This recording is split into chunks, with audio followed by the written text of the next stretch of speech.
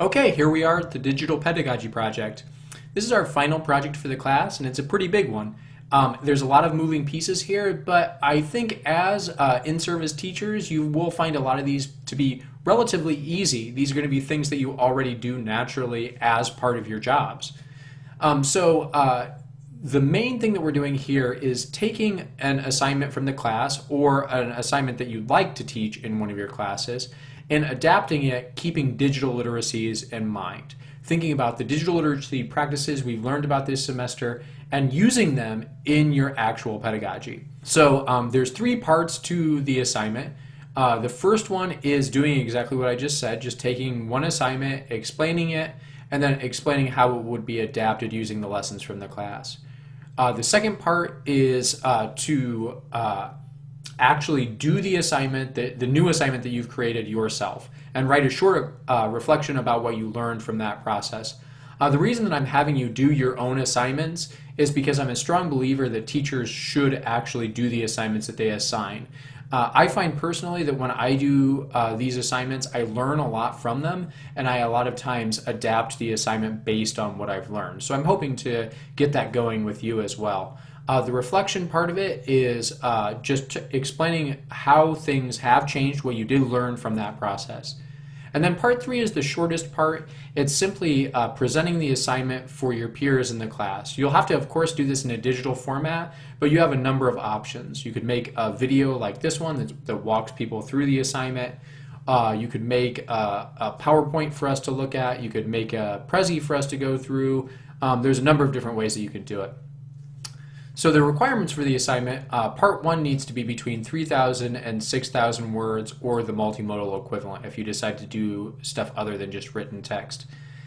In part of that, I would like you to be including multimodal elements using images, linking to other documents, and so on.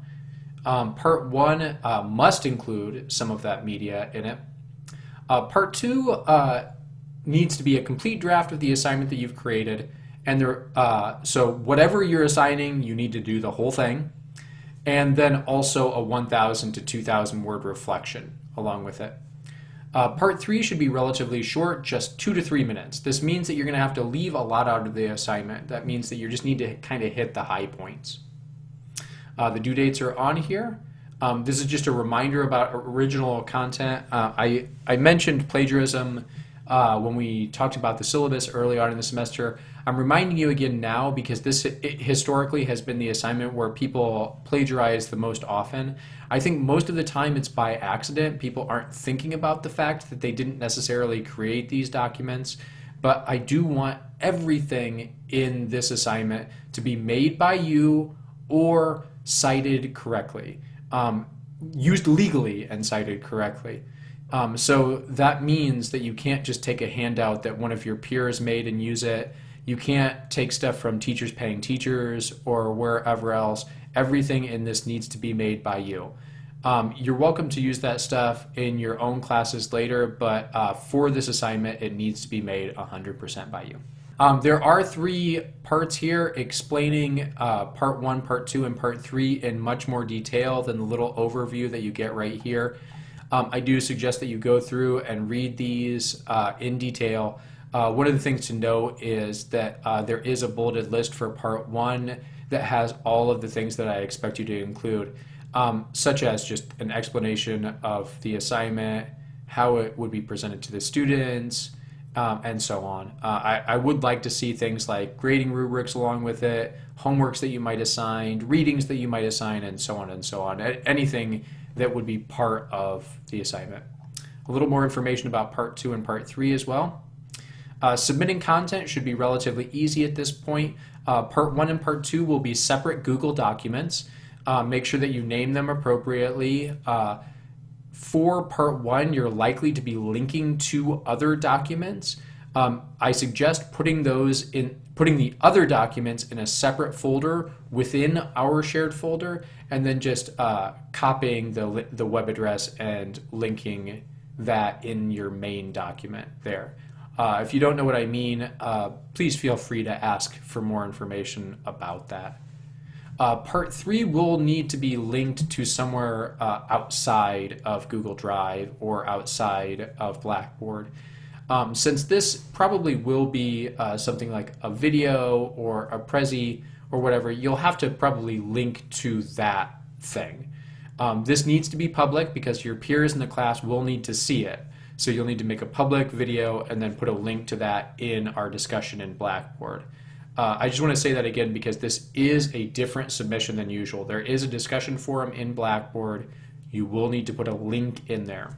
One note, if you do happen to do something in Google Drive, like if you use Google Drive's presentation software, make sure that when you put the link in Blackboard that you've already made the original document public. So Google Drive is not public by default, so you just can't copy and paste the link and expect other people to see it. You will have to go into the share settings, go into advanced, and switch it over to public view first. There's another reminder about media here. This is basically a review of what I put in the space critique document. So do go over it one more time. Here are the grading criteria for part 1, including how you'll get a letter grade, and the grading criteria for part 2 with the letter grade, grading criteria for part 3 with the letter grade. Below this video, there is a link back to the questions forum that I made very early on in the semester. I do suggest that you take a moment right now and ask me at least one question that you have about the Digital Pedagogy Project. I do realize that there are a lot of moving pieces here, so this can be a little confusing. If anything at all is confusing you, put that question in the question forum right now and I'd be happy to answer it. Okay, get thinking about the Digital Pedagogy Project and what ideas that you might have for it. You've still got a little bit of time before the first draft is due, so no huge rush on that. But I do want you to have some ideas going. The discussion for this week does include putting in some of those ideas, so be sure to throw some out there. It's perfectly okay at this point for those ideas to not be fully formed or for you to have multiple options. So please feel free to throw all of that stuff into the discussion forum now, and I'll happily give you some feedback.